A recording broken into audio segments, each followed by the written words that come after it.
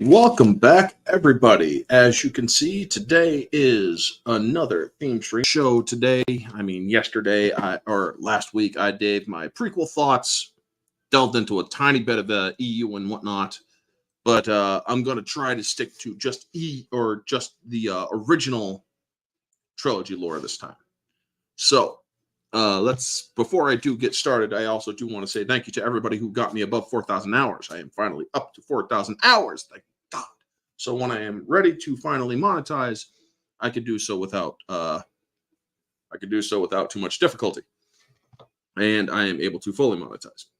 Also, thank you to everybody who is subbing to my channel. I am steadily and slowly growing in subs, so I do appreciate that. If you do want to help my channel grow even more, share my content out to anybody who you know who might be like-minded. That is what helps me most. I'm trying to get to 2025 subs by the year 2025. So if I could do that, or if you guys can help me do that, I really do appreciate it. So also stay tuned for tonight. I will be on the Barroom podcast discussing some Hollywood insanity topics. Tomorrow I will be talking Blade 1, the original Blade with Wesley Snipes, with Mara Jade on her channel, Jade Shadow. And Thursday night, I will be discussing the movie Murder at 1600 with Jade Shadow on my channel at 8 p.m. Eastern. Friday night is Orange Hat Uncensored, where we will be discussing a very, very heavy topic about a currently installed Oval Office personnel. So, that out of the way, Sunday is also the weekly recap, so stay tuned for that too. Nerd with the Cigar will be back hopefully by that time. So with that out of the way, let's get into the chat. We got Neozoic doing a nice little crawl here. A long time going, a galaxy stars are far, far away. Orange Hat Wars, episode 2, the original trilogy, Back to the Past, where it all started. Star Wars original trilogy, A New Hope, Empire Strikes Back, and Return of the Jedi. 3 films not directed by because he only directed the first.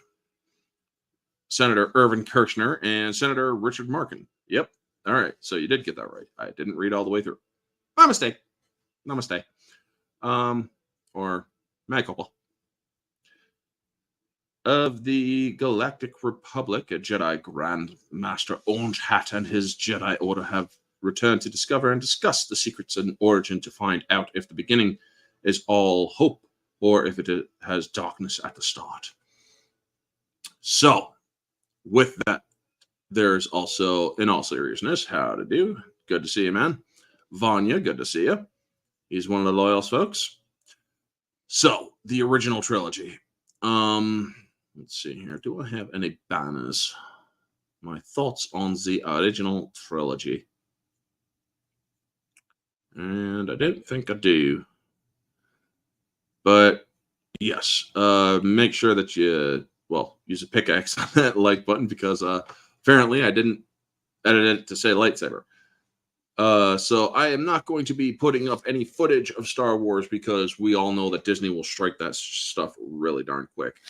And I am not a Star Wars centric channel, but I do still love Star Wars, the stuff that George Lucas created. And I will be answering questions that anybody has that is about the original trilogy. Nothing further into the EU, not yet. That is next week. Next week, I do the EU coverage. Anything after the movies or in between the movies and whatnot, like Clone Wars or like the Clone Wars, Genndy Tartakovsky, I will discuss, as well as the books that took place after the movies and the books that took place before the movies. So, yes, I will be giving all my thoughts on that stuff next week. This week, it's just the movies, folks. Now, again, I was 2 years old when I saw the original trilogy. I remember it, every detail of feeling that I felt. Fear, happiness, joy. I was able to understand certain things about Darth Vader coming in, bad guy. The music makes me think bad guy. This is all stuff that I felt at 2 years old. I was able to perceive bad man. All black, bad man. Music does a good way at helping emotional ties. So the droids and other stuff, they were always quirky. I loved C-3PO and R2-D2. Chewbacca was always fun. Han Solo, Han shot first. My official thoughts on that, Han always shot first. Han will always shoot first, no matter how Disney or even George Lucas himself in his original trilogy or in his special edition trilogy of the originals. He made it so Han shot second. I liked Han shooting first because that makes him a scoundrel. That makes him somebody who is willing to kill in order to get away from trouble, you know? This is a ruffian. This is not somebody that you should look up to, but however, the man does actually have heart, as we learn in the end of the movie. But when it does come to A New Hope, I remember all that. I can remember the new stuff as well as the old stuff, comparing back and forth. I like the new stuff in the special editions. I like the touched up Jabba the Hutt. I've even seen the original discussion between this guy who played Jabba the Hutt, who was actually an Irishman. And I thought that there was a lot of good sequences. They even did an insert for Boba Fett in the special edition. I saw the special edition in 1997, and I absolutely loved it because my father brought me to see it at theaters. It was great. I enjoyed it. How do you feel about the whole special edition and people try to bring back original theatrical versions such as despecialized editions? The despecialized editions are national treasures, in my opinion. However, they do not represent what George Lucas originally intended. They were simply a rough draft. The despecialized editions, as good as they are rough drafts. And they, the special editions, the first draft of the special editions, the re-releases in 97, those were a rough draft edit. And then in the 2000 era, before the sell to Disney and before the start of the Clone Wars movies and whatnot, during the making of the sequel or prequel trilogy, we got the final, or we got the what was originally intended. Because if you pay attention to the original ideas of the cantina scene in Mos Eisley, there is a giant freaking mantis puppet. Yep, giant freaking mantis in the background, being like, "Hey, what's up?" So yeah, he wanted to do certain things. He found he couldn't do certain things, so he tried his best to have these things done. There was certain characters that he had inserted in the special editions that weren't there originally. I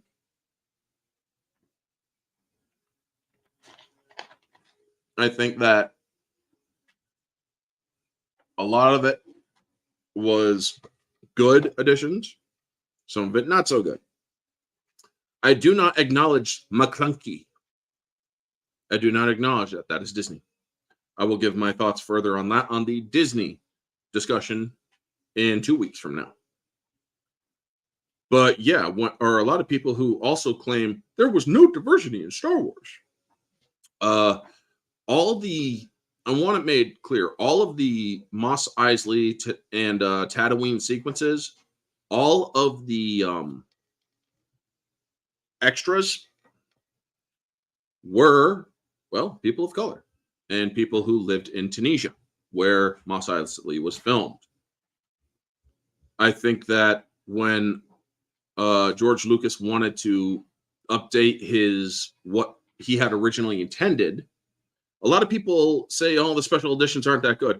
The special editions are exactly what George Lucas wanted and intended. As digital technology went further, he actually managed to update his effects.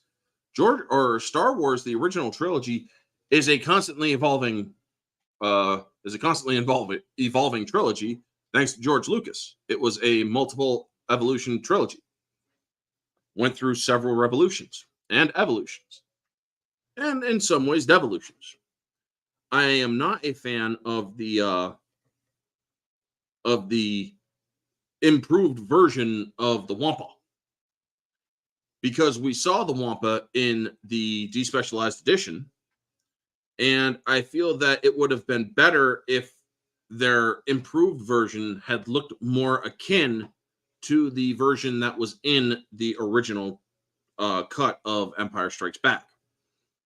However, I do understand why he wanted to create an updated version. However, if he wanted to do that, George Lucas should have gone back and also created the jump scare of the Wampa coming out at Luke Skywalker and then killing the Wampa, or killing the Tauntaun.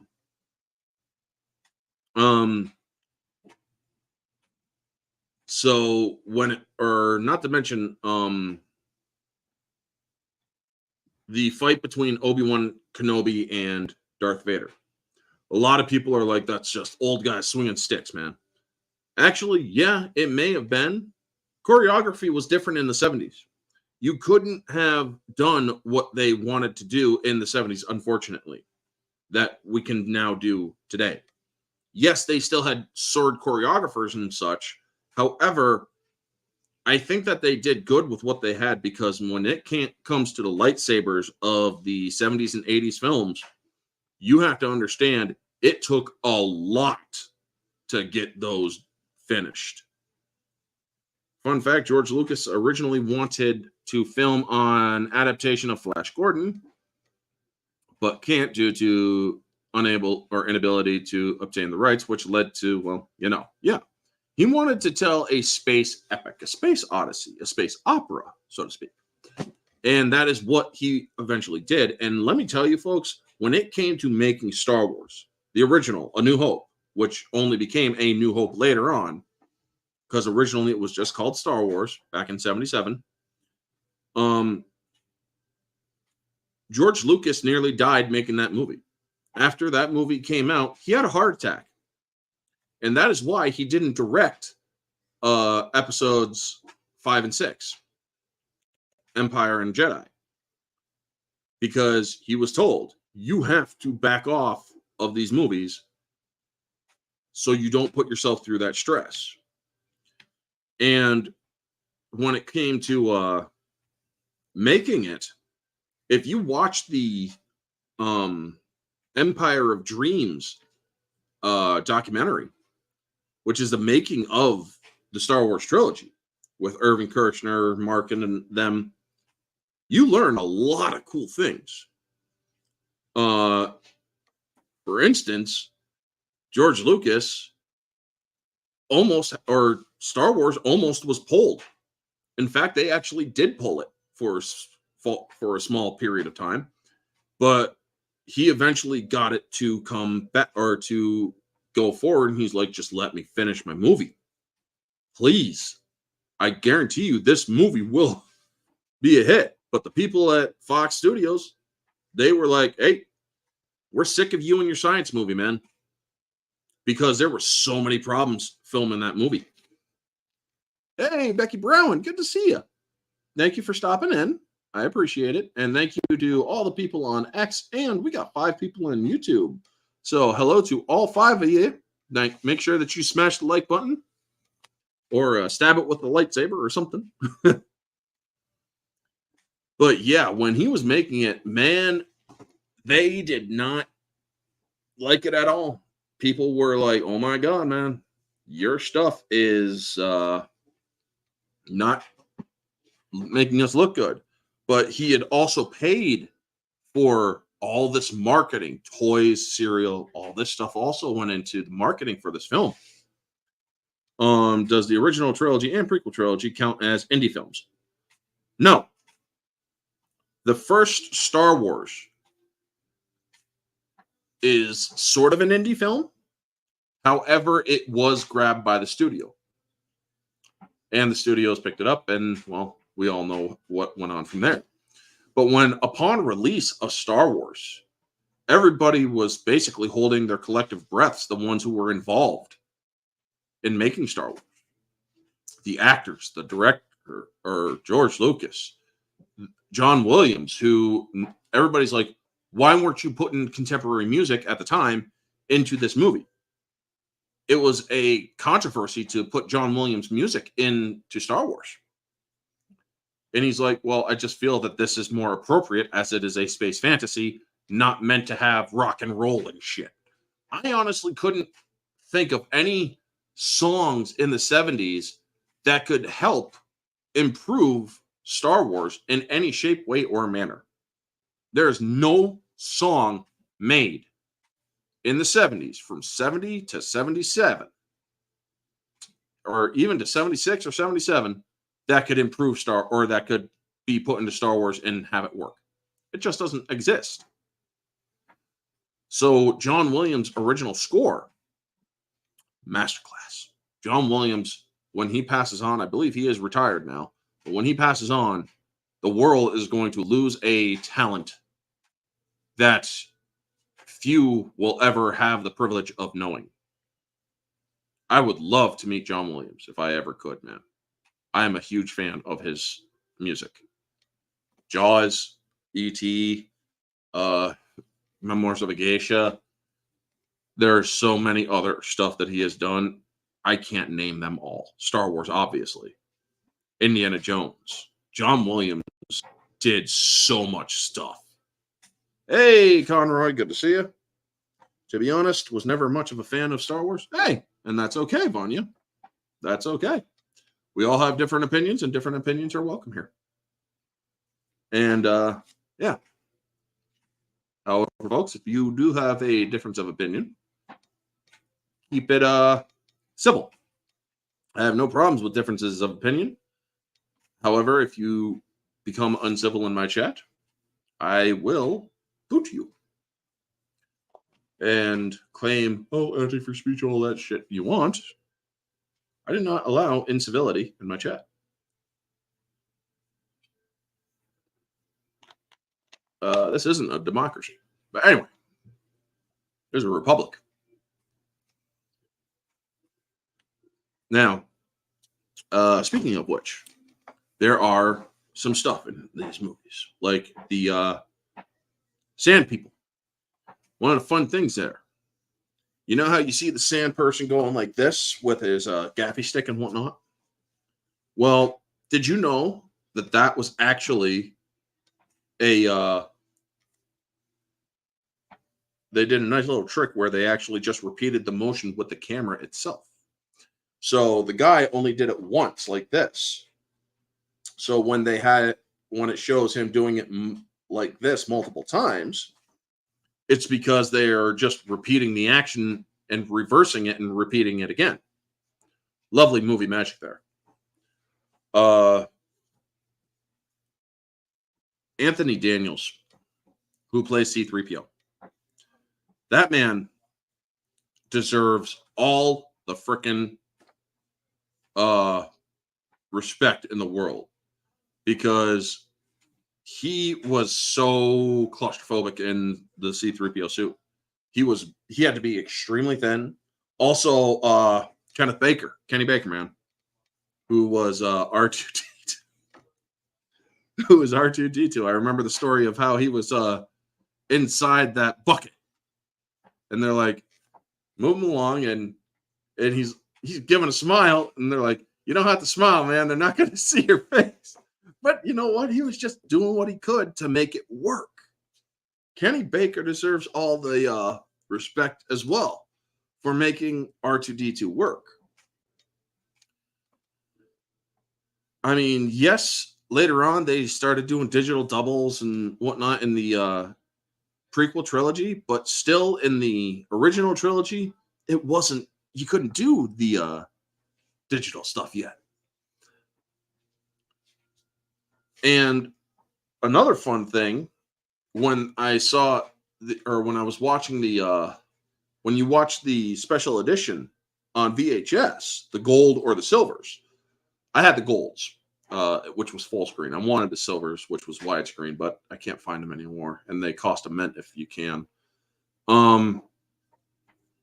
I do like how you had all the people in the beginning giving you ideas of what it was like to make the special edition, adding certain elements, refining certain elements.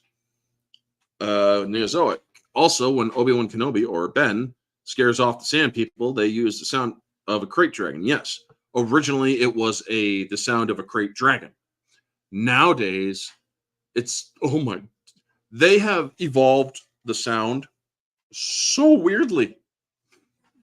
I mean, in the original special edition, they have it like a woo sort of a weird sound like that. But now it's two sounds, like the woo sound, but also sound like a dying retard. Sorry, but it's like, what the fuck is that noise that they used? It was just so weird. They also did color grading and filtering for certain scenes, like R2 going into the canyon. And now in the further updated evolutions of it, there is a rock that is kind of covering R2, so he's not clearly seen. They're both small guys. Anthony Daniels was right in front of me in line saying hi to fans. Oh, nice, Conroy. Nice. That's cool.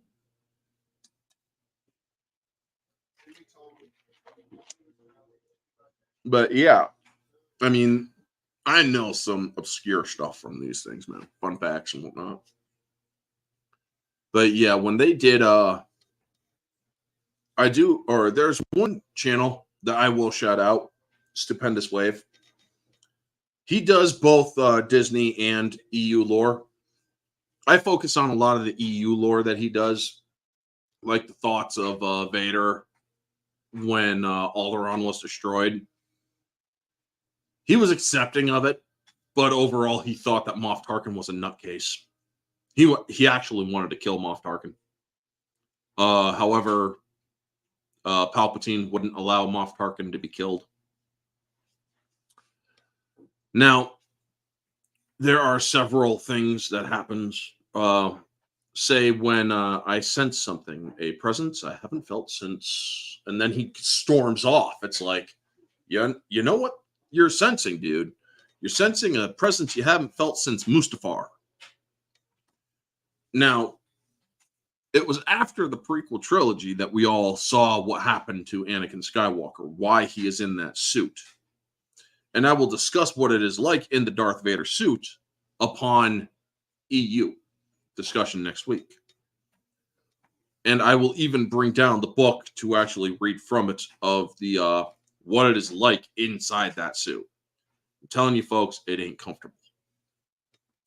But at this point, Anakin Skywalker is, I believe, 41 or 40-something years old, and he is able to, he is essentially at his prime in the suit.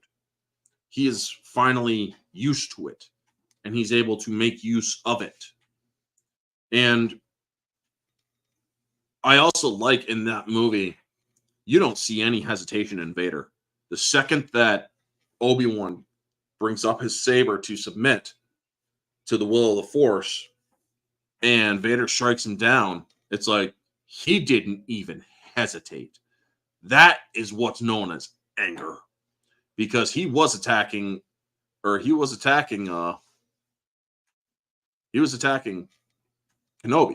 Ben, or Obi-Wan as we now know him, with a lot of anger, because the first thing when he sensed that presence, he saw flames.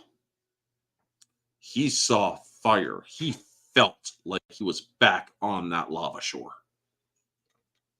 And let me tell you something, folks. Yeah. How do you feel about people complaining about why Obi-Wan gives Luke Anakin's lightsaber when it was the same weapon that killed younglings?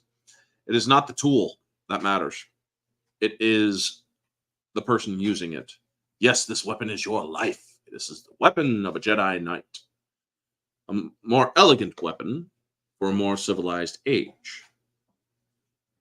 He gave him a weapon, yes, that has a lot of blood on it, essentially, or metaphorically. But at that point, he doesn't need to know that. Nor does he get any sense of the death that that blade has wrought.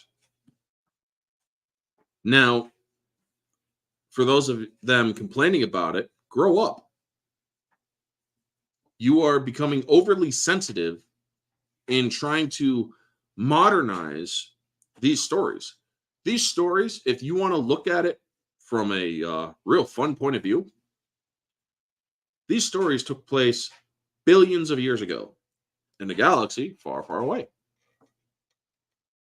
They could be happening on our screens right now, but they had happened billions of years ago. Like when I'm saying billions, I mean billions. Much like you are looking at a star with a telescope that is burning out, that star burnt out billions of years ago. It is just being noticed by us at the time. Funny how time and space works, huh, folks? But yeah, the best part of the opening of Star Wars, when you see that small ship running and that endless Star Destroyer coming overhead, it's like, man, that tells you are in for a fun ride.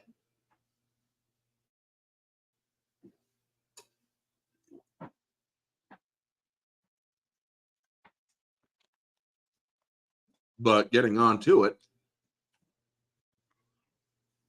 I went to Disney World when I was 12, 1995, 96, or 6, 97. And we got to see, or back when Star Wars was cool or at Disney World, man. And it was awesome to go on the rides. And holy crap, man. When I was little, and even now as I watch it today, when you see that shot that is going down into the Death Star trench and moving like this and like down into it, and you get the up and down and side to side, I can actually feel that movement. I can actually immerse my mind so strongly into that moment that I can feel the inertia, the butterflies in the stomach, the gravity, the G-force. I can feel that, man. Let me tell you, it is awesome. I wish that they could have done that at Star Wars or at Universal Studios and at Disney, because if they were able to do that when I went down there, back when it was fun to go down there, man, it would be interesting. Now, do I prefer stormtroopers or clone troopers? Well, to answer that question, one must clarify. The first iteration of stormtroopers are clone troopers. Not all clone troopers became stormtroopers, and not all stormtroopers were formerly clone troopers. They did start, or the Empire did start to do conscripts because they realized that the clone troopers are fallible, but however, they could still serve and live out the rest of their abbreviated lives. The one stormtrooper in Episode 4 who bumps his head, going in looking for going through the locked door in which the droids were hiding. You see them come in, and you see one dude hit his head, which they eventually put into the prequel movies with Jango Fett, where he hit his head. That stormtrooper was actually a clone. It is revealed that stormtrooper is a clone. A lot of them are clones, and a lot of them are not. They still use original dialogue for the special editions and the final cut special editions. However, I do feel that or that I wish that they could sometimes add in a little bit of Tamura Morrison's voice for a couple dialogues here and there. However, I do see why they wouldn't, because it would kind of be a little bit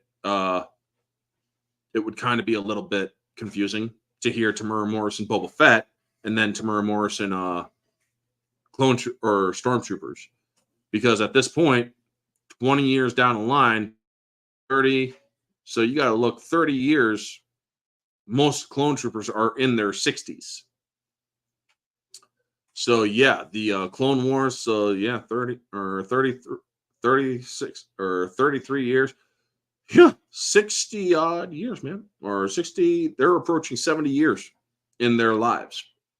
Some of them have been retired and whatnot, but they also still did other clones. They grew clones all the way up to the last year of Clone Wars, and then you also had the Syntax clones that were grown in days, not years. But when it comes to the Stormtroopers and how inaccurate they are, how they couldn't hit the broadside of a moisture farm, and all that other shit, I'm about to dispel some stuff, which Neozoic actually has perfect timing in asking. How do I feel about the whole Stormtroopers suck at shooting? Did you know that all those Stormtroopers who were shooting at our heroes while on the Death Star were, yeah.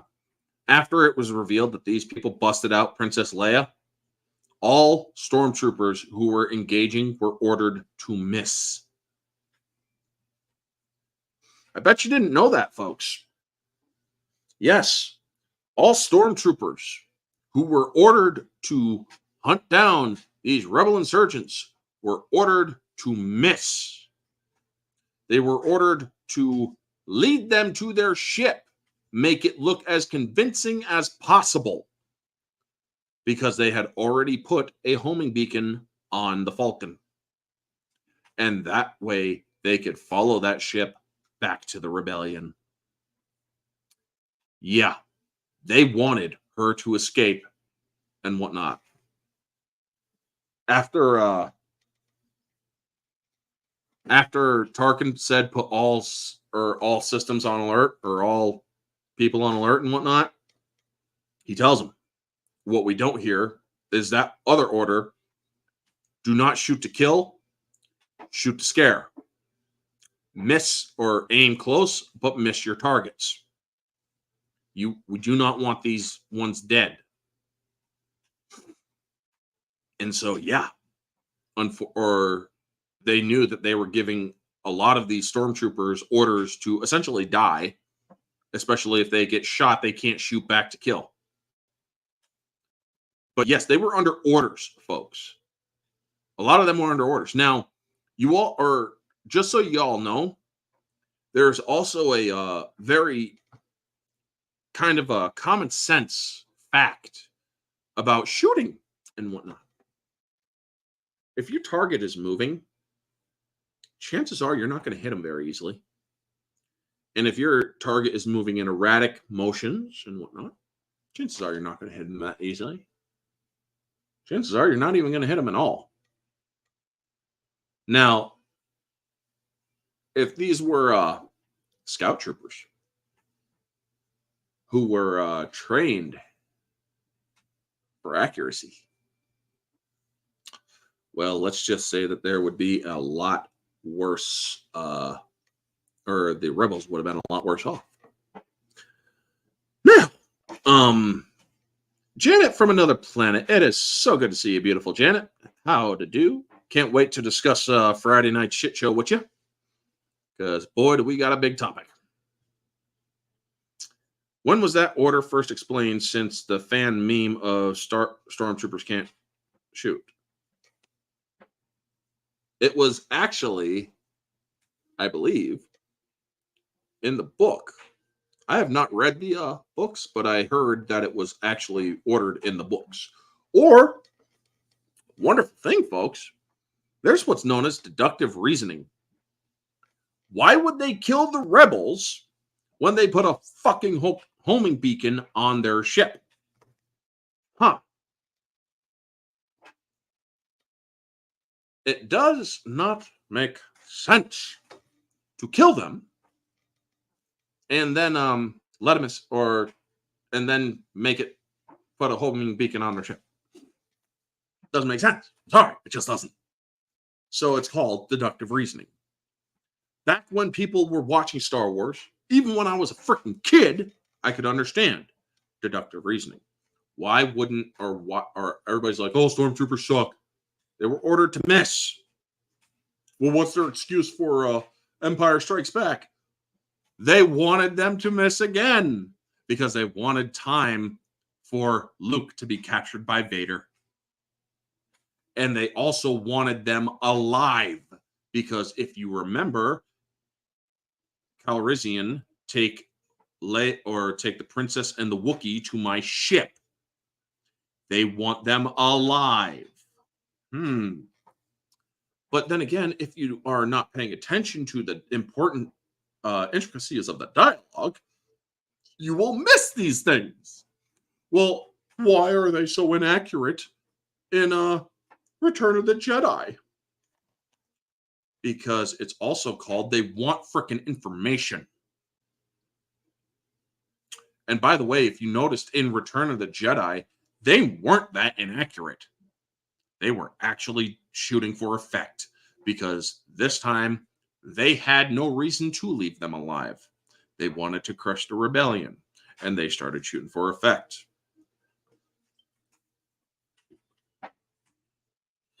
So yeah, a lot of people, I don't get deductive reasoning from old movies, just the impressions from when I first saw it, but good points. Okay, that's fine. But also, when it comes to things like the TIE fighters, it followed us. No, it's a short-range fighter. Well, at this point, we were able to conclude that TIE fighters did not have a hyperspace capability. So when he's like, a ship that size couldn't get out into space this far on its own.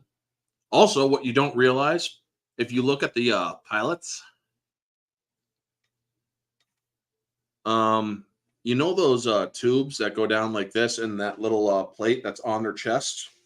That's a life support system because TIE fighters, TIE interceptors, TIE bombers, all of the TIEs, the twin ion engine craft, do not have life support. If anything can be said about the Empire is that they're cheap. There was no need for TIE fighters to have the shields.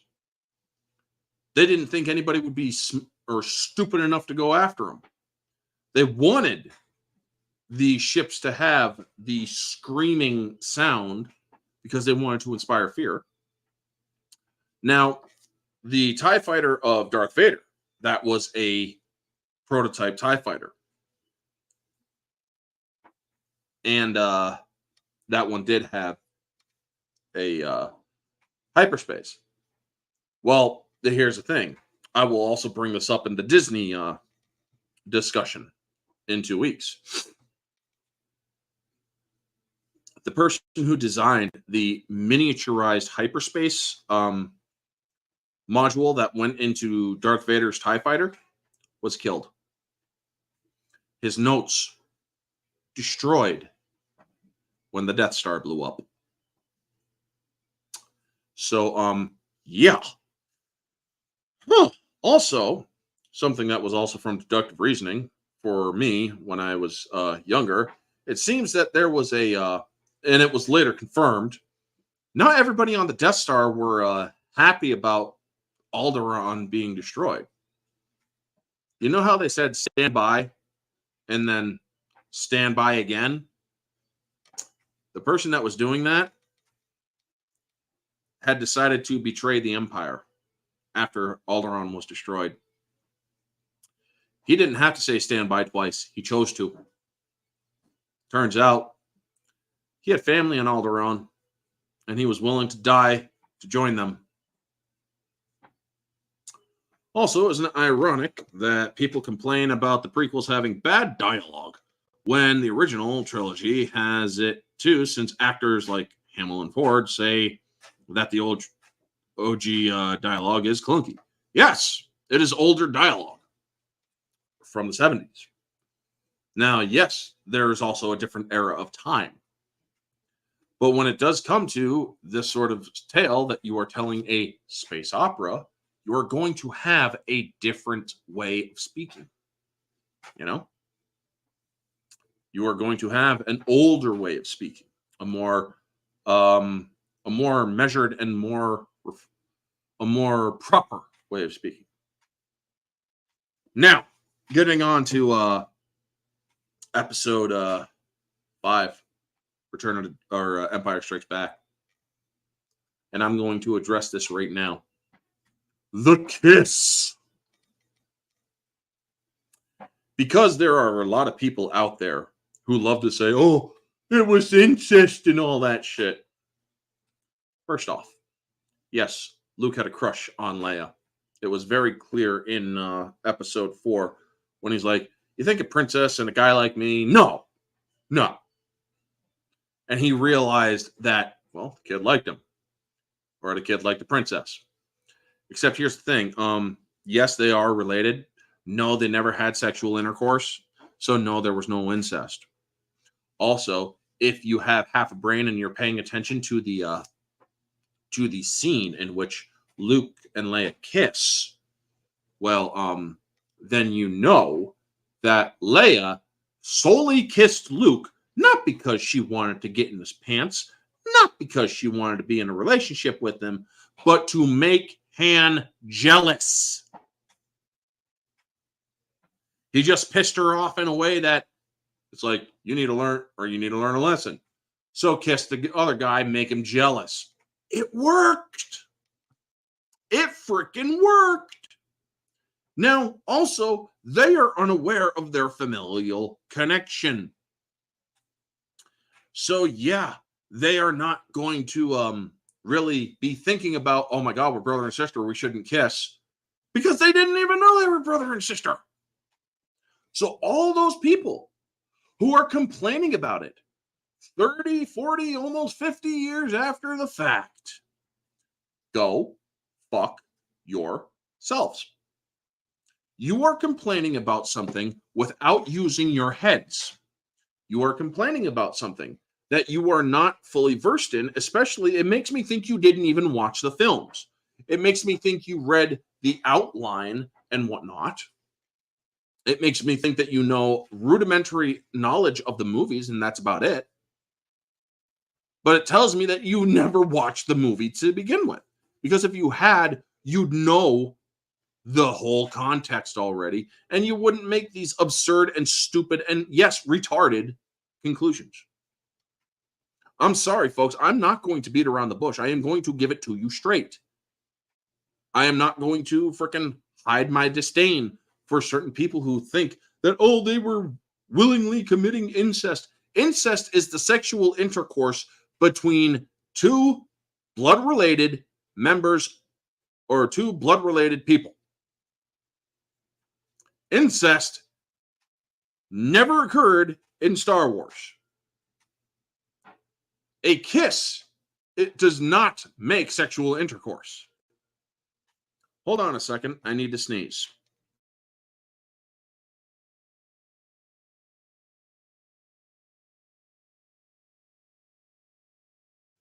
Okay. Sorry about that.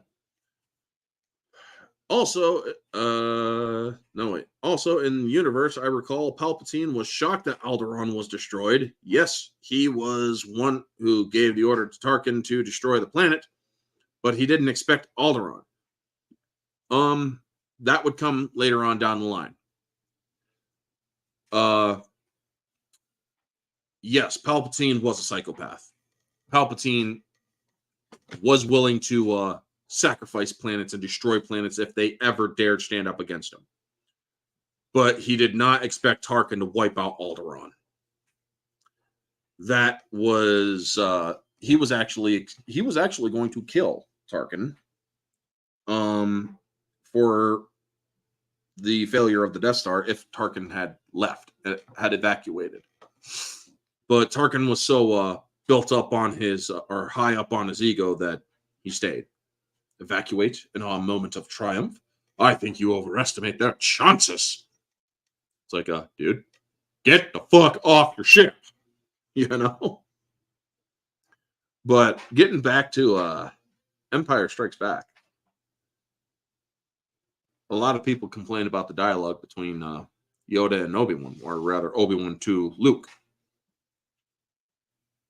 The same Jedi Master who instructed me.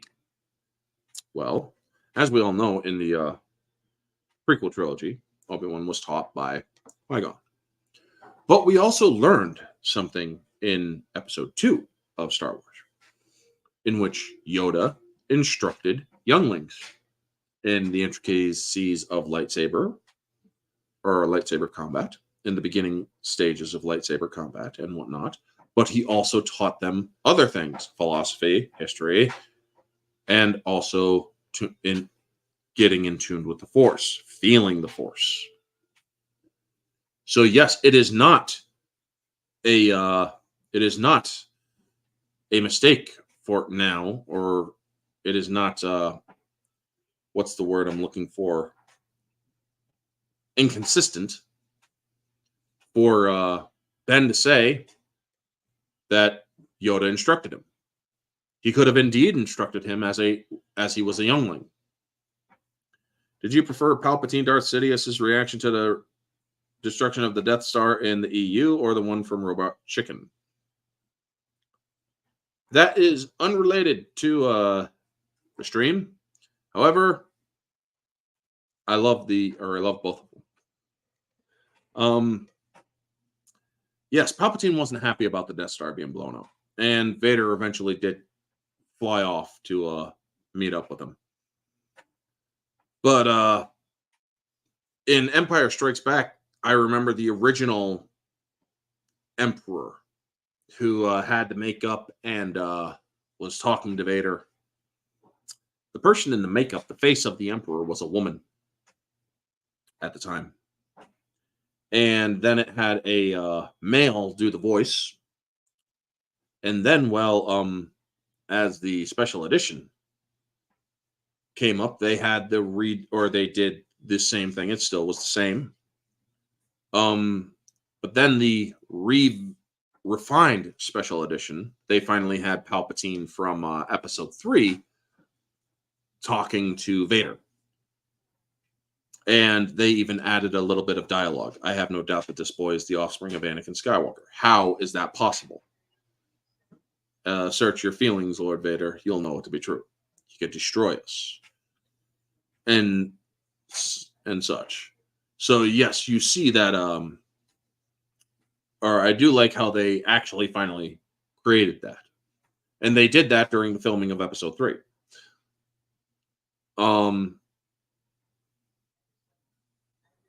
So there was also they made it more consistent that way because, well, we all see in episode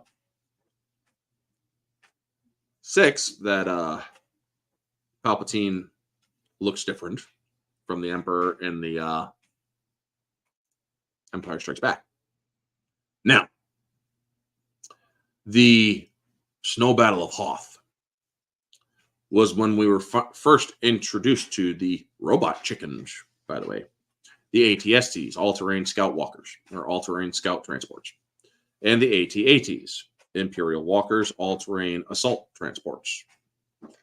And we were also introduced to the see-through cockpits of snowspeeders. Mm-hmm. So yeah, when you see the Luke say, "All right, I'm coming in," and then he flies underneath the snow walker. Sorry, folks, I was cleaning off my lip. I have loose skin on my lip, and it's bothering me. So hold on one moment.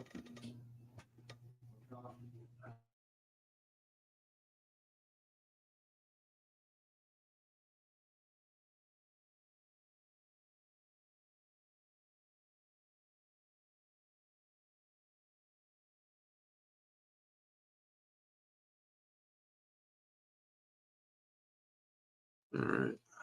All righty. Now, I had to take care of something off screen. But when it comes to the invisible or the see-through cockpit, I'm glad that they now, if you pay attention to it, even now, you can still see through that damn cockpit. They actually tried darkening it down for the special edition, but you can still see through it. And even the special edition, you can still see through it, which I think is funny. There's only so much you can do, you know? And we also are introduced to Rogue Squadron in Empire Strikes Back, which is great because Rogue Squadron later on becomes very Rogue Squadron was founded after the destruction of the first Death Star by Luke and Wedge. And so yeah. But when the Empire Strikes Back, boy, they fucking strike back. At this point, it's been a couple years since the engagement on Yavin and the destruction of the Death Star. So yeah, Vader had learned from investigations that this boy was, well, Skywalker was actually, or was going by the name Skywalker. And he's like, I want this person because I want to know his connection to Anakin Skywalker. Well, then it has been confirmed through the Emperor and his channels that this boy was the offspring of Anakin Skywalker. Well, it was a matter of imperial record that Padme Amidala died before the childbirth, or before she could give birth to the kids. The kids died, or the child died. So it's a matter of imperial record that Padme died while pregnant, which was by design. And Road to Wisdom, Danny, good to see you, buddy. Always good to see you, bub. And yeah, it has been a minute. We got to catch up sometime. How would you feel about people complaining about Yoda having a lightsaber look silly and it beat the whole a wise and powerful master that is strong in the Force, etc.? How do I feel about Yoda having a lightsaber look silly and it beat the whole a wise and powerful Jedi master thing? Well, I think that Yoda put away his lightsaber, and that's why he didn't use it in the original trilogy. However, what a lot of people don't realize is episode 5 takes place over a span of about a few weeks to a month or two. You see, Luke isn't there for a couple days and whatnot. Because if you pay attention, people can travel through light speed to certain areas. And they can do it through hours. But if they don't have light speed capability, like the Millennium Falcon didn't, because of all the damage that it did trying to escape from the Empire, they had to fly to Bespin. So it took them a few days to maybe a week or so and whatnot to get there. Yeah. Do you think we should see Yoda in the upcoming Acolyte Disney Plus series? I will save that for the Disney, but I will answer that because you weren't here to hear me say that I would only be discussing the original trilogy stuff. But I will answer that. Road to Wisdom. Yoda is alive during that time. I think that they will use it for member berries. They will put him in for member berries. Yes. I do strongly believe that. Me, personally, I believe that the Acolyte is a complete destruction of canon, but it will be either confirmed or unconfirmed when the show comes out. But getting back to the original trilogy discussion, Yoda being a puppet. And I like the concept of Yoda. George Lucas describes it as he is the wily wizard on the side of the road that everybody else ignores. But if you help him and if you give him the time of day, he will teach you his secrets. That was essentially the idea of Yoda, because his wiliness was all a test. Him basically being and eating the food, smacking R2D2. Yes, R2D2 did recognize Yoda. People don't realize that. Rank your Star Wars movies from least to favorite.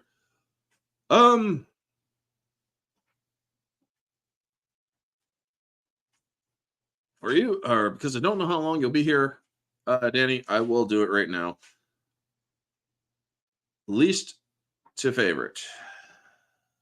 Episode 2. Episode 1. Episode 6. Episode 5. Or no, episode 4. Episode 5. Episode 3.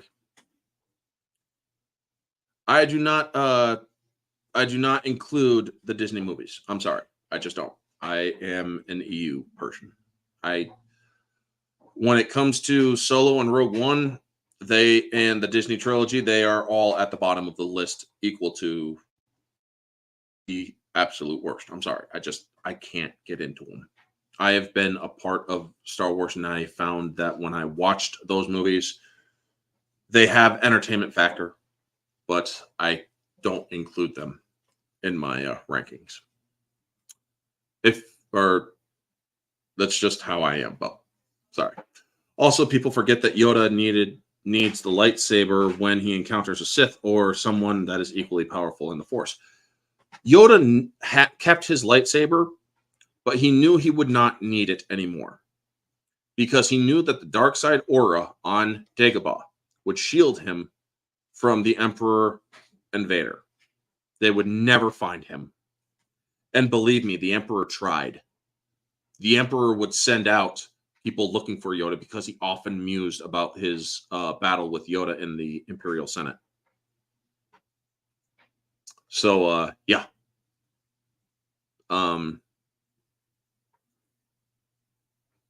Yoda knew that he was safe on Dagobah, because there was the dark side cave. It was a lesson to Luke that the second Luke carried his weapons with him, he failed. But yes, I do like the dialogue between Yoda and Luke, because Luke, he keeps on telling him, patience for a Jedi, it is time to eat as well. And he's, at this point, he is, hey, Kamen Rider, good to see you. At this point, Yoda is trying to gauge whether Luke is ready. And he's not impressed. It's like, I cannot teach him. This boy has no patience. He will learn patience. And then he's like, oh my God, I've just been duped. I mean, Luke's not helping himself, and he's like, ready are you? What knows ready? For 800 years have I trained Jedi. My own counsel will I keep on who is to be trained. Now, that is a line that is originated in the original trilogy, but was also called back to episode 1. Our own counsel will we keep on who is ready. When Obi-Wan declared he was ready to face the trials for knighthood. But Yoda is not like Ben Kenobi. He tells him, a Jedi must have the deepest commitment, the most serious mind. This one, a long time have I watched. He's talking about Luke at this point. All his time as he looked away to the future, to the horizon, never his mind on where he was, what he was doing. Adventure, excitement. A Jedi does not crave these things. You are reckless. Rogue One gets a pass for the Darth Vader appearance in the end. That scene was awesome. To me, it saves the movie. Also, Donnie Yen is one of my favorite actors. Donnie Yen is a great actor, and I will discuss this during the in 2 weeks when I cover the Disney stuff. Danny, I will definitely discuss this because I will want to discuss Rogue One, Solo, and them. I have recently watched all of them, but when it comes to them, I will discuss this stuff further in, or when it comes to my Disney discussion. Right now, I want to keep it to the original trilogy because that's what I said. The thoughts are on, it's as the title suggests, thoughts on the original trilogy. But I will definitely tune in 2 weeks, the same time, 1:30 Eastern, because you will hear my. It's okay, man. It's okay. No need to apologize. I will definitely be giving my full thoughts on it. He should have been able to survive the fall. Because you weren't here for, or I don't think I did discuss it during the prequel thoughts, I will go back, or I will address this. I do want to actually address this because this was never asked during the prequel thoughts, but I am glad you actually bring this one up. Mace Windu did die because you read the books, which the books were considered canon. He fell forever. He felt like he fell forever. He felt like, or he didn't understand what was going on when Skywalker cut his hand off. At that point, he was screaming in pain, and he was getting blasted by force lightning, which drains a person's life. It's not like force drain or life force drain, but it does weaken a person a great deal. After Luke Skywalker was blasted with force lightning, it was amazing how he could even walk after, or to even do the celebrations. Because if you read the book, Truce of Bakura, he is very freaking tired. But it's okay, man. But as for Mace Windu, he didn't survive. He died. One, he was shocked. He was, in more than one ways, by Sith lightning, by dark side lightning, of such a high degree that it could, or that it's lucky he even still had a body left. And then he fell thousands of feet, still reeling in pain. I don't care how strong you think you are, or how strong these Jedi think they are. Unless they actually use the dark side in which they channel pain into power, they are not surviving that fall. Unless they can suddenly force their minds to focus at the last possible second, they are not surviving that fall. So I do feel, or I do disagree that he shouldn't, or that Mace Windu, or I should do another Star Wars stuff, unless it is based before the end of episode, or before episode 3, because Mace Windu should not have survived. Now, yes, there is the fan theories, and Star Wars Theory is doing his show and his movie, which I am fully interested in to see what comes of it. But I do not think that Mace Windu is dead, in my opinion. Also, I have the feeling that Yoda was worried that Luke would make the same mistakes as his father. Yes, much anger in him, like his father. He understood that Luke was not going to be able to be trained the same way as his father. He is too old to begin the training. He is way older than his father was to begin the training. He has the same problems that his father did, attachments. However, he realized that Luke was dedicated enough to do it. The only thing that could ever pull him away was the pain, the disturbances in the Force that Vader was sending through the Force to bring Skywalker, or to draw Skywalker out. A lot of people are wondering, why are they doing this? As Leia asks in Empire Strikes Back, why are they doing this? They didn't even ask me any questions. Those are all important lines here, folks. When you hear Solo screaming in pain, where he's getting his face kind of burnt and stuff, that's because Vader knows that it will send shockwaves through the Force to draw out Skywalker. Now Yoda, he tells him, always in motion is the future. If you honor what they fight for, yes, you will allow them to be sacrificed. Because in the end, only a fully trained Jedi Knight can conquer Vader and his Emperor.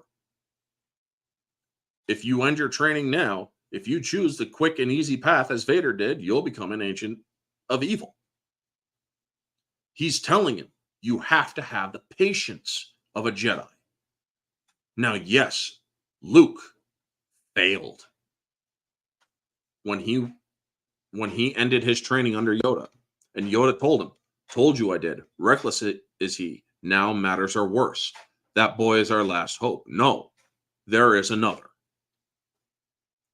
A lot of people say, oh, he's thinking about Rey in the future. Nope. He's talking about Leia. Luke or Yoda was not just watching Luke through the Force when he was casting out in the Force to pay attention to Luke as they grew. He was also watching Leia. And yes, thank you for coming in, Road to Wisdom. And definitely, man, I have a lot more questions in the prequels than the original. I will definitely address prequel stuff, and I will definitely address that stuff, but Disney and definitely next week and the week or next week is EU stuff, which also will cover prequel era stuff like Clone Wars and whatnot.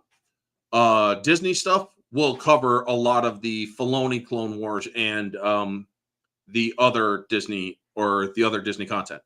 So definitely stay tuned for those, dude. Don't want to keep getting you off track. Have a good one. And thank you, dude. I still do appreciate you, man. Thank you for coming in, and I do appreciate it. Your videos are always good time, bro. Thank you, Cayman Rider. Would you say that Darth Sidious or Palpatine, whatever name you prefer, is the Joker to Yoda's Batman? Nope. There's absolutely no comparison to be made there. Because one, you are dealing with a mastermind tactician on both sides. Two, Palpatine, I mean, yes, there are definite parallels to be made now that I think about it.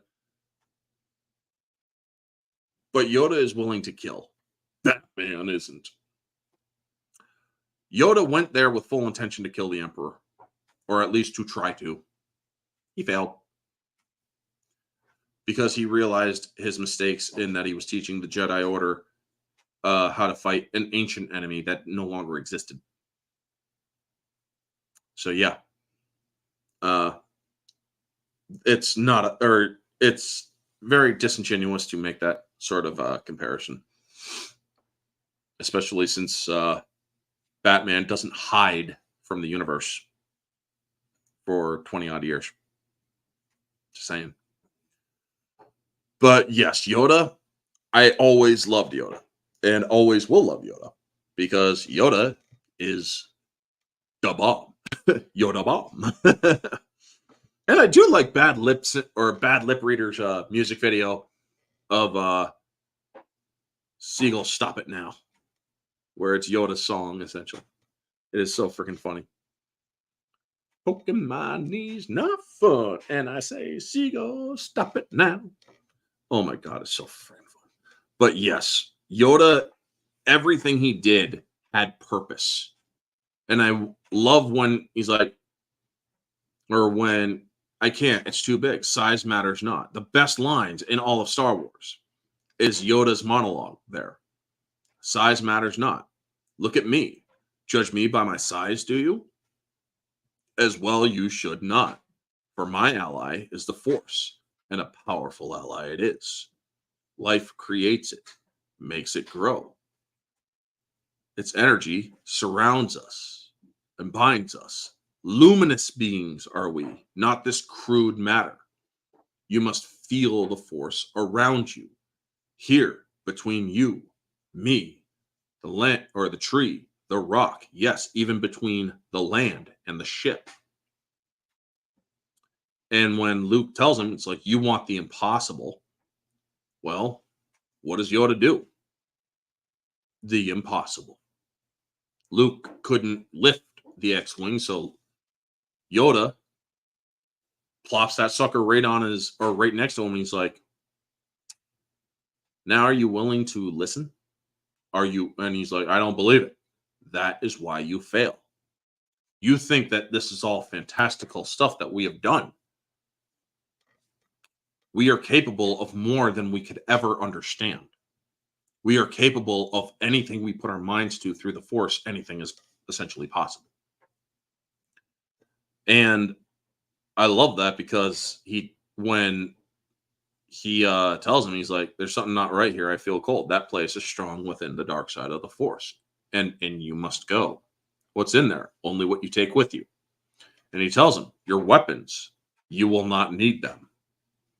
Well, Luke is weak at this point. He's not willing to believe that he will not need his weapons. He is weak. He takes his blaster. He takes his lightsaber. He is expecting trouble. So what happens? He finds trouble when he confronts Darth Vader. Well, except now he learns a very valuable truth. His failure in the cave. He struck out at Vader, as well as Vader striking out at him. But when he saw his own face in Darth Vader, not only was that an allegory that he failed against his own self, he also failed to realize that there is a connection between him and Vader. I mean, as in Darth Sidious is Yoda's arch enemy. Yoda didn't have an arch enemy. He didn't think in terms of that. Palpatine did, sure. Kenobi and Maul? No. There weren't arch enemies. They were simply opposing sides. To me, I never saw it like that. I don't ever see it like that, Neozoic, because I see it as a much more complex notion. As you are my sworn enemy. The Sith and the Jedi have always been sworn enemies. So to have them as an arch enemy or arch nemesis, it's never personal. It's dueling factions, not dueling people. You get what I'm saying? So then when he goes and finally confronts Vader, he actually has some skill, sure. But Vader's toying with him. Vader is toying with Luke on such a degree that Luke is lashing out at him because Vader wants him to get angry. Vader wants him to completely forget whatever he learned.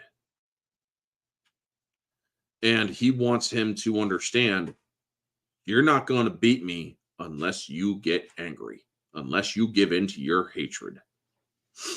But then, when he scores a hit on Vader's armor that doesn't do any serious damage to Vader, Vader is like, okay, enough of this. Because he's also going hard after Luke before he even gets hit by Luke's glancing shot at his arm right here. He is, when Luke is blown out of the place through the Force, Vader's like, enough of this. We are short on time. I cannot keep this up. I mean, I could. It's just that we need to get him to the Emperor and we need to get him frozen. Well, that's when he starts no longer holding back. That's when he actually makes Luke go fully on the defensive. And when he finally cuts his hand off, it's like, don't make me kill you. Because I will. At this point, a lot of people don't realize, oh, he's not going to kill Luke because Luke is his son.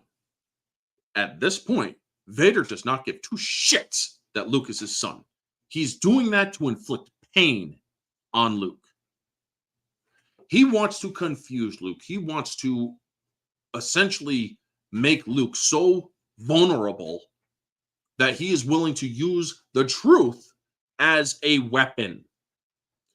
Vader is not Anakin Skywalker right now. Vader is Vader, and Anakin is buried very deep. So when he is actually telling Luke, "I am your father," Anakin is not there yet. He's like, "Join me and we can rule the galaxy as father and son." He still wants to rule. He wants to kill the Emperor. He is actually at that point where he knows that this boy, his son, yes, can be used as a tool to kill Vader or to kill the Emperor. He knows he could never do it himself. Vader knows he can never stand against Palpatine unless he is able to actually act on impulse around his master. And even then, his master would just fry him with Force lightning. At this point, Vader is selfish. He only wants Luke as a tool to rule, essentially. Yes, unwilling rhyme.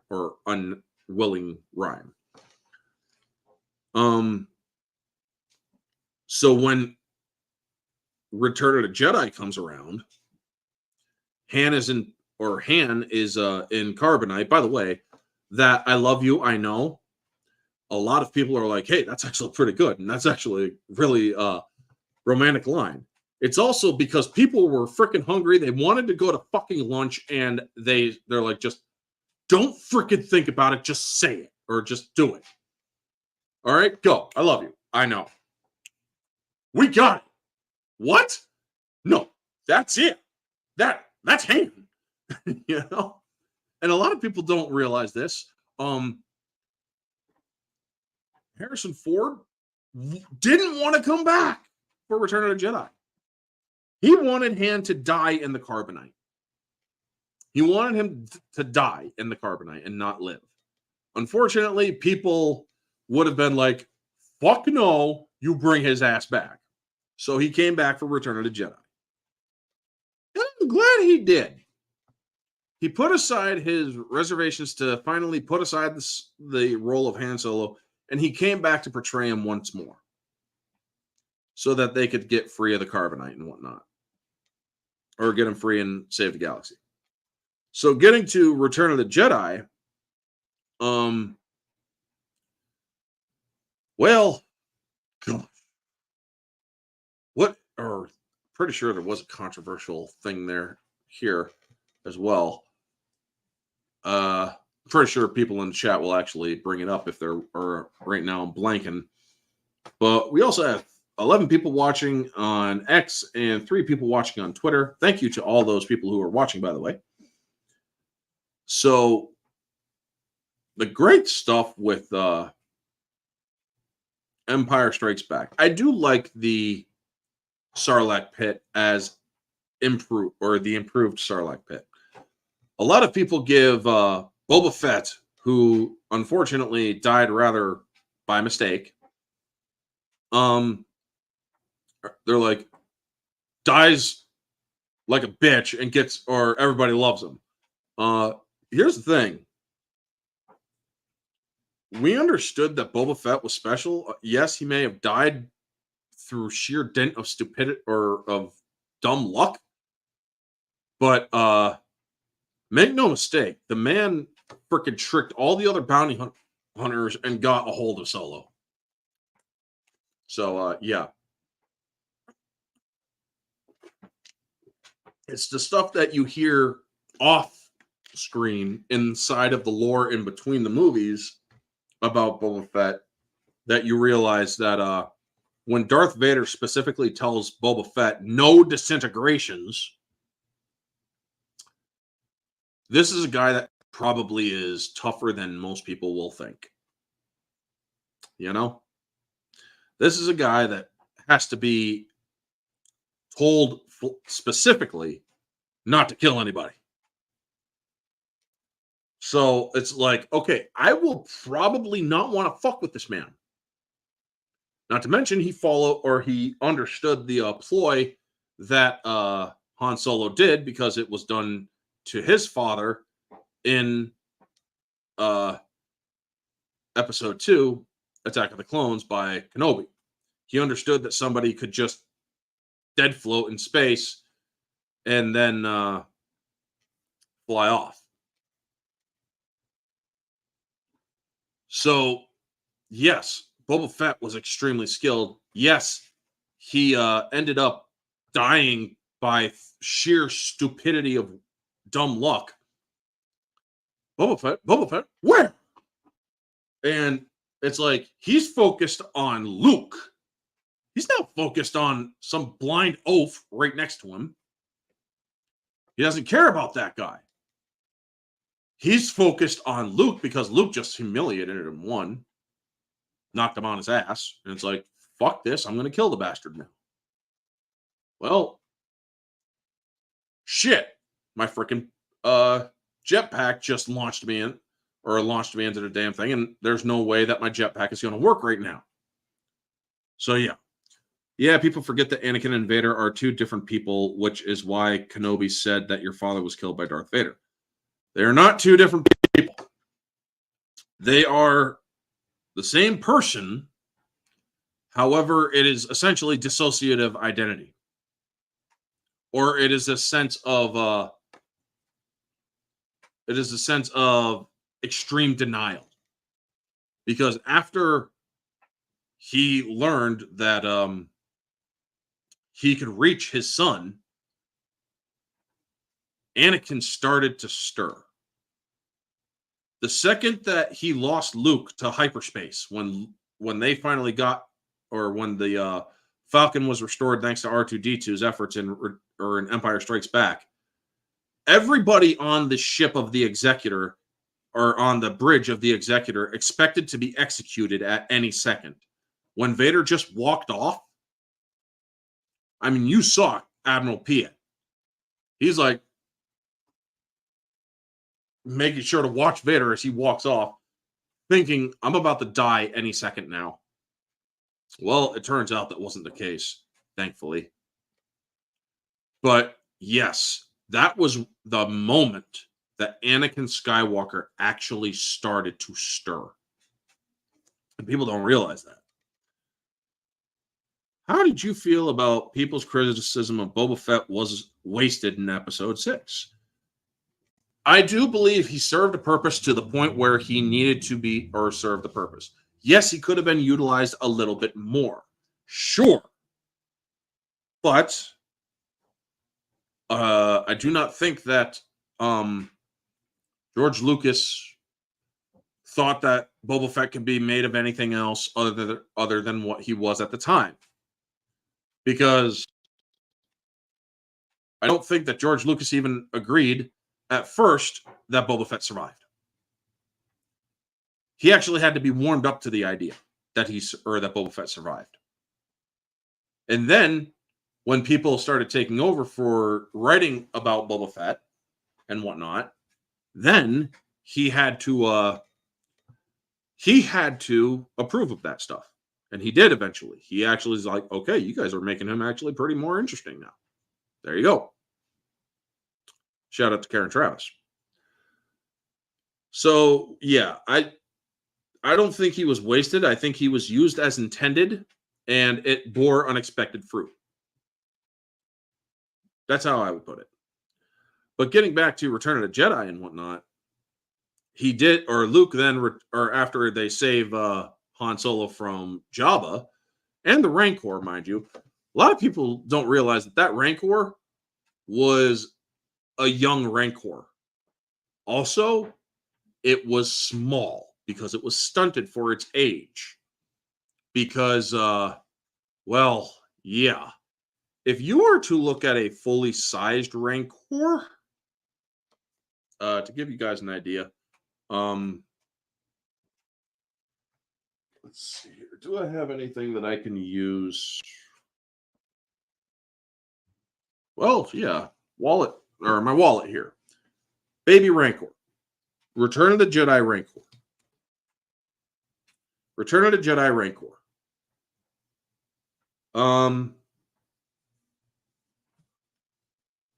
Adult Rancor size. See that difference there, folks? The up here is the top of a normal sized or fully grown Rancor. They're fucking huge. Don't believe me? Go to Dathomir. Rancors are used as mounts, but they are also incredibly intelligent creatures as well. That one was abused, stunted, and a pet from Bib Fortuna, the pink male Twi'lek that was the major domo of Jabba the Hutt. How did you? Yeah. But moving on. What time is it? Holy shit! It's almost 3:00. Moving on to further things. For Return of the Jedi, I love the movie. I still do. There are some things that obviously a lot. I even like the Ewoks because a lot of people don't give those little furry cannibals enough credit. The Ewoks were meant for not just entertainment purposes, but for a very symbolic gesture. A gesture that even the most primitive can take down the most technologically advanced. If they know what the most technological advanced was all about. And yes, the original plan was to include the Wookiees in their home planet of Kashyyyk instead of the Ewoks and Endor. The only problem was good luck finding more than one 7.5-foot person. However, you do have an abundance of children and little people, dwarfs, who could be the Ewoks. And yes, they even had Warwick Davis come in as Wicket because Kenny Baker was supposed to play Wicket. However, he got sick, and so Warwick Davis, who was, I believe, 11 years old at the time of filming of Return of the Jedi, he was a huge fan of the Star Wars movies already, and it was a real treat for him to be considered for playing an Ewok. And I love how he does it, keeping the tongue out to kind of keep the mouth moving and doing the gestures and whatnot. I mean, a lot of people don't realize that these Ewoks. Next week, folks, I'm going to tell you about a certain Ewok. She is a fucking badass. Mandalorian badass. So yeah, when it comes to Ewoks, I wouldn't want to mess with them. Not only will they eat you, but they will show you that technological advancements aren't always going to win you the day. And that was George Lucas's intention. You underestimated your enemy to the point of pure hubris, and you lost because of it. Now, the Emperor coming in, I love how they introduced TIE interceptors, squints, into the movie. TIE bombers, dupes, were introduced in the other movie, as were Minox. And such. But yeah, the TIE interceptors, the Battle of Endor, as well as the space battle above Endor, great stuff. Now, when they did the extended ending celebration to Return of the Jedi, I like the different music that they did. I mean, don't get me wrong, Yub Nub is always going to be a favorite of mine. However, I still do like the special edition version of the ending, where they originally did Bespin, Tatooine,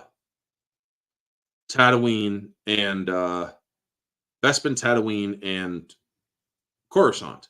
However, in the refined special edition, they included Naboo and Jar Jar Binks screaming out, "We sa free," which is good to see Jar Jar Binks still at it. One of the things I absolutely hated was the fact that Jar Jar Binks was done dirty, where they made him essentially a jester, where they could shame him for his building the Empire. But I gave my thoughts on that in the other previous live stream my thoughts on the prequel trilogy. Do you prefer Ghost Anakin to be the older or the young Anakin? I do believe should be the older. He died as an older man, and he was Anakin at that point. He had returned as Anakin. So I actually do disagree with Hayden Christensen being put in Return of the Jedi. Don't get me wrong. Thought Hayden Christensen was an okay Anakin. Pretty good Anakin. However, I do think that it was a mistake to put him in as, or in the Return of the Jedi. Because Anakin does become a Force Ghost, yes. He doesn't last long as a Force Ghost, though, which I will discuss next week in EU discussion. Because, boy, there's a lot to discuss there. But when it comes to Anakin as a Force Ghost, yes, he died as Anakin Skywalker older.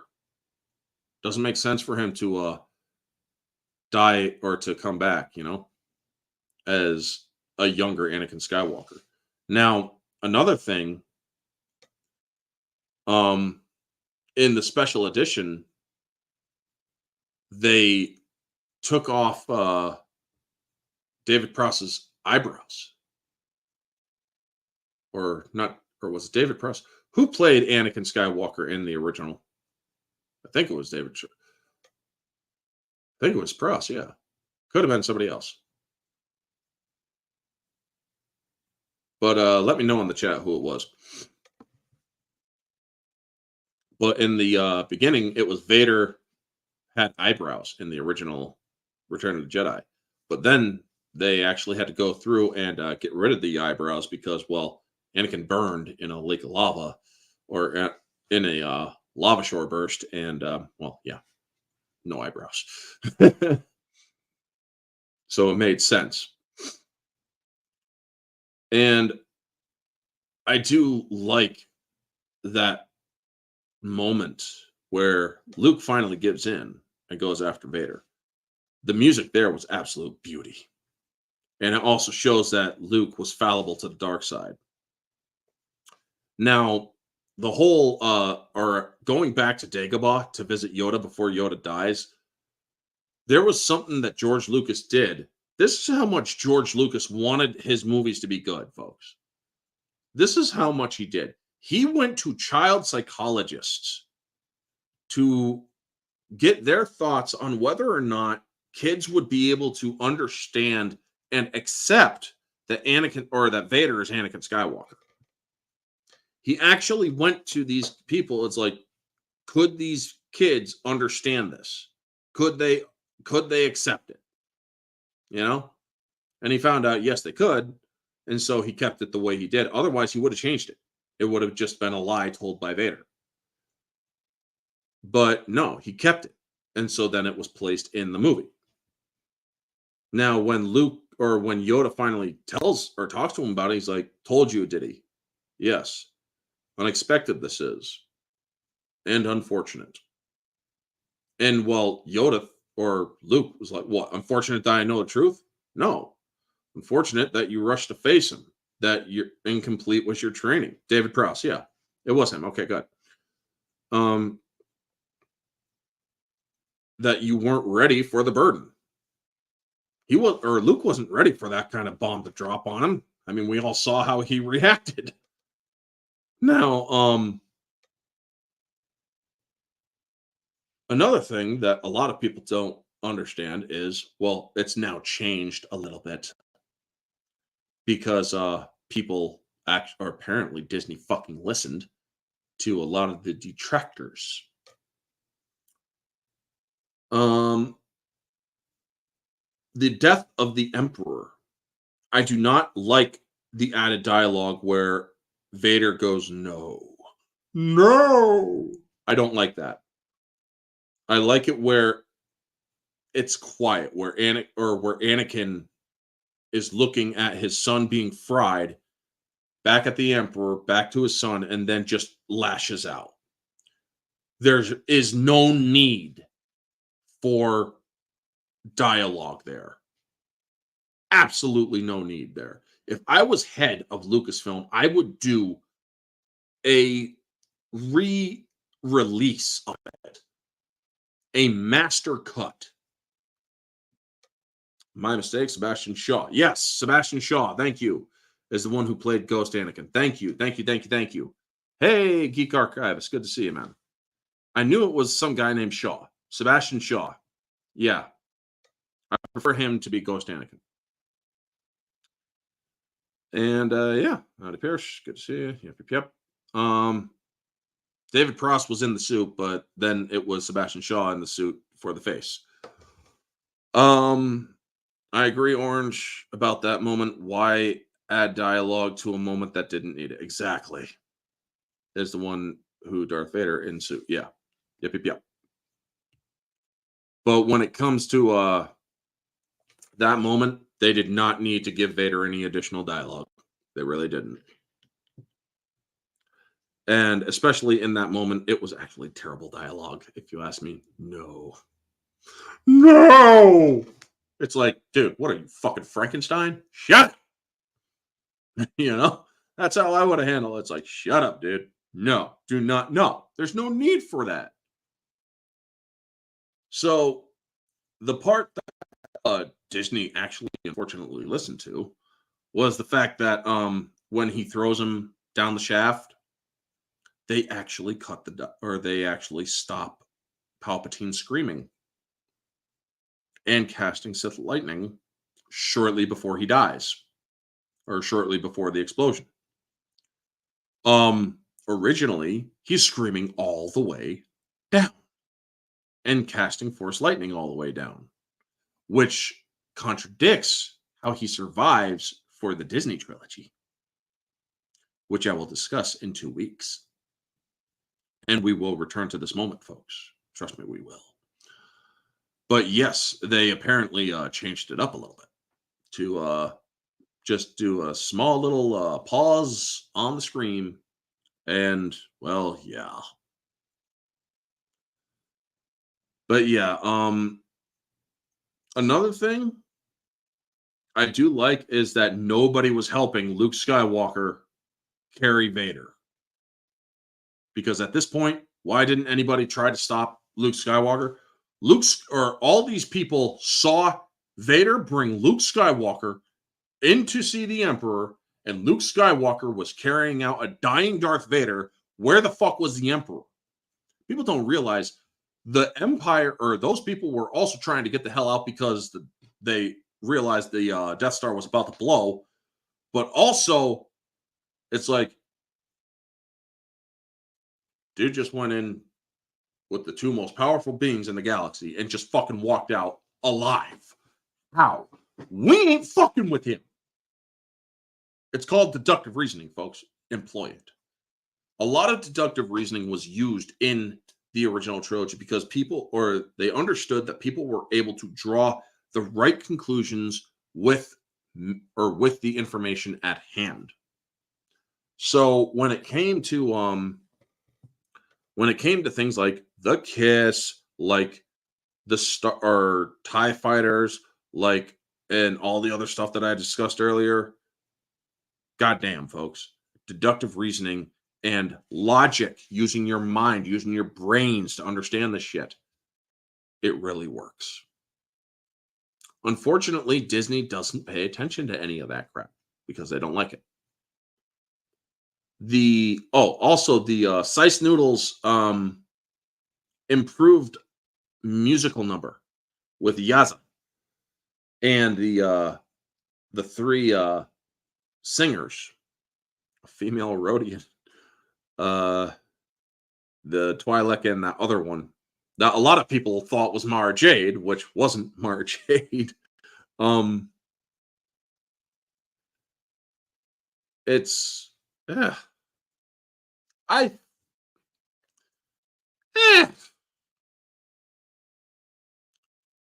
thought it was okay.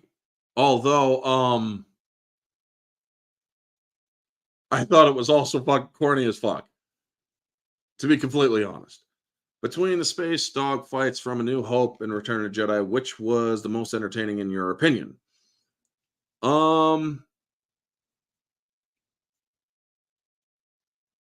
Let's see here.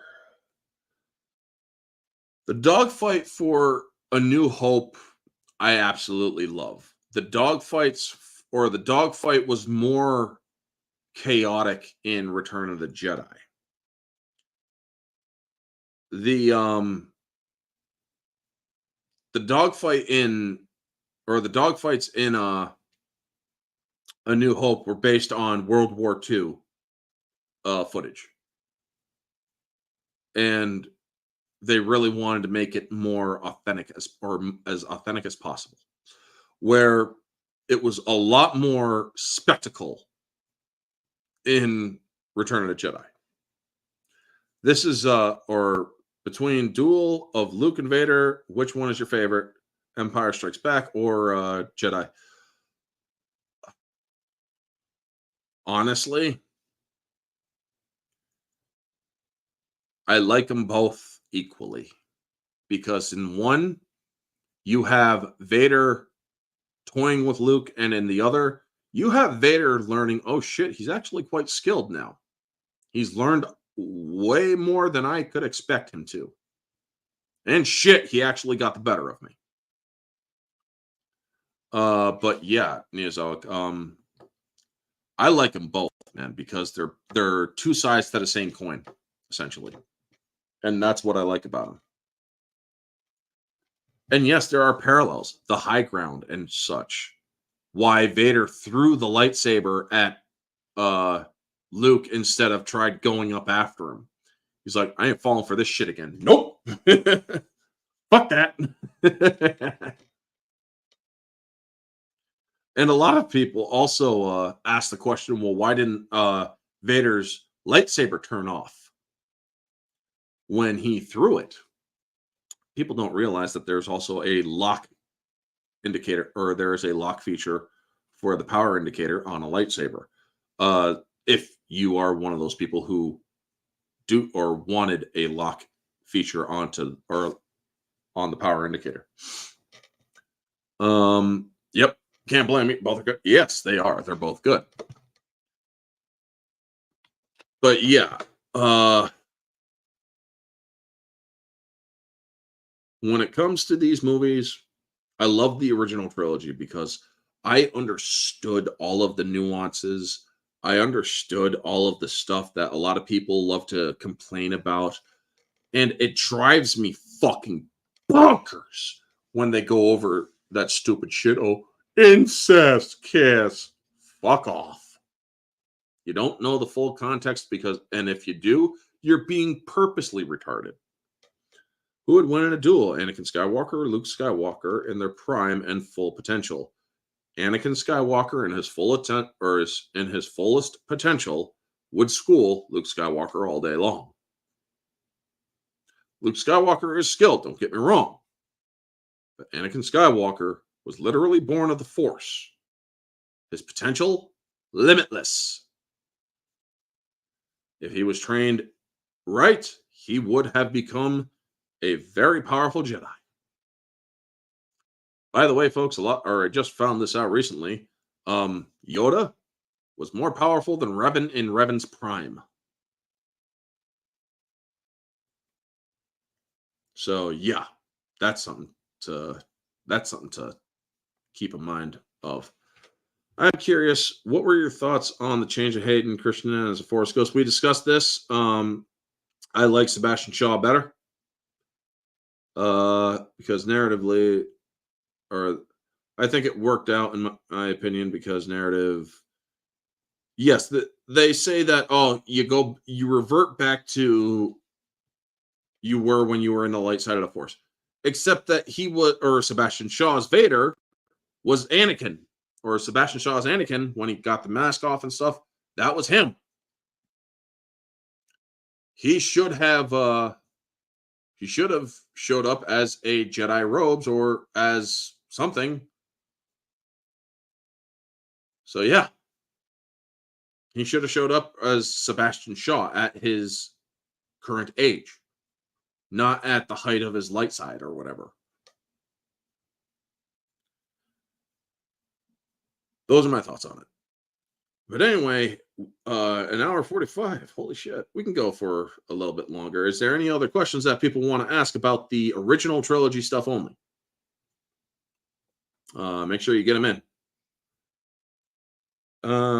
Let's see here. Oh, also, it is widely known fact that the that bit of music that was added into Return of the Jedi is not anywhere to be found in distribution or sale today.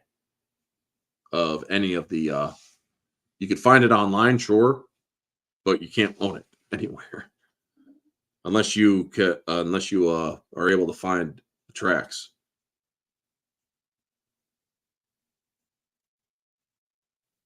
I do believe there was also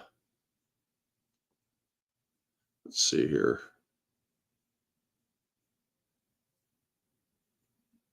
Nobody asked about the slaughtering of Aunt Beru or and Uncle Owen. Is the Star Wars Holiday Special included in the original series? No, it is not. I have never even seen the Holiday Special. Stormtroopers to battle droids. Stormtroopers have shown to have been superior to battle droids. And I will get to that in the EU discussion next month, or next week, rather. Because, yes, folks, the whole stormtroopers can't hit the broadside of a moisture farm. Learn to pay attention to deductive reasoning, folks. Again, I reiterate. Why put a homing beacon on a ship if you are just going to kill the people for being on the Death Star? They were ordered to miss. In fact, they were ordered to miss in Empire Strikes Back as well. They wanted them to be chased out, but they actually didn't want them to be chased out. They actually wanted them to be captured. They didn't want them killed. Vader realized that Leia and the Wookiee were still useful. So they wanted them alive to frickin' force Luke to turn to the dark side. So yes, when they love to make the complaints of stormtroopers can't hit shit, fuck off. Fuck off with your mental retardation. Go back and understand that these movies require you to think a little bit more with a little bit more complexity. Because otherwise, how can you truly enjoy the fullest context of Star Wars if you limit yourself and just want to bitch over tiny things? Me, when I have my criticisms, they're not just tiny things. They're legitimate criticisms. Like why I do not prefer Disney. And why instead I prefer the EU. Well, the EU is 95% consistent, where where Disney is 95% inconsistent. But yes, the difference between clone troopers and stormtroopers is that the Imperial conscription eventually phased out the clone troopers. However, the 501st had clone troopers all the way up to Empire Strikes Back, all the way up to even Return of the Jedi. Some of the 501st were still clone troopers that went all the way up to Return of the Jedi. Which set of villains do you prefer besides Sidious? Prequels, Maul, Duke of Jango, and Grievous, original, Tarkin, Vader, Boba, Jabba. Tarkin, Vader, Boba, Jabba. Try saying that 5 times fast. Oh, God. The prequel villains were essentially pieces of Vader. Maul, a very powerful, rageful individual. Dooku, fallen Jedi, and Grievous, cyborg. But yeah, I do like the prequel villains, but a little bit better.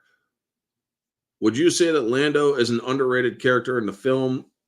I always found his character quite entertaining. I love Lando Calrissian, Billy D. Williams. His character, he did what he had to do to survive, but he also did it in hopes of protecting the people that he was in charge of looking after. I identify with Lando Calrissian in so many ways. One, because he will do what he has to protect those he cares about. He also can be quite charming. He's also quite the ladies' man. Not that I myself, no, I prefer one woman. But yeah, it's I can identify folks, because a lot of people nowadays, they want to do the whole identity politics shtick. You can only identify with a person who, or if you are the same skin color and sexuality and all that other shit. That ain't true. And I will answer that in a second, Neozog. Let me get through this first. I identify with Luke because, well, I can give people hope, and I do give people hope, or every now and then with some of the stuff I do. I agree, or I identify with Han because I can also be an asshole, and I can also I can also be roguish. I identify with Chewbacca because I am big, furry, and cuddly.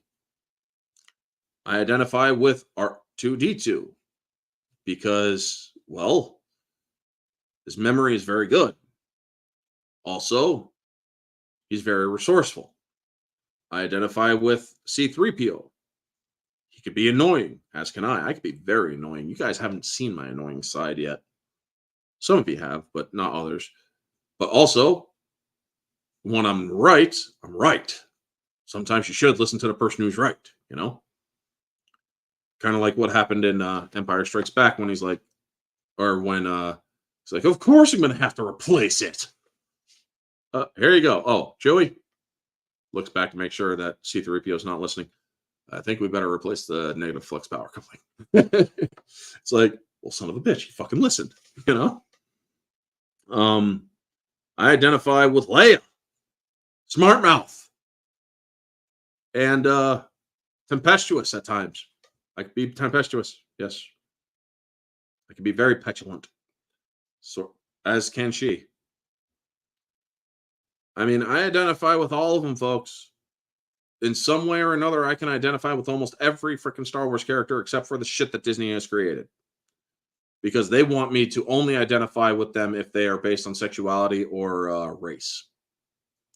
Star Wars has always been diverse. People just don't want to accept the fact that Lucas and his creation broke all the glass ceilings already. Who would win in a fight between Jango Fett and Boba Fett? Put both of them in their prime, Boba Fett. Yep.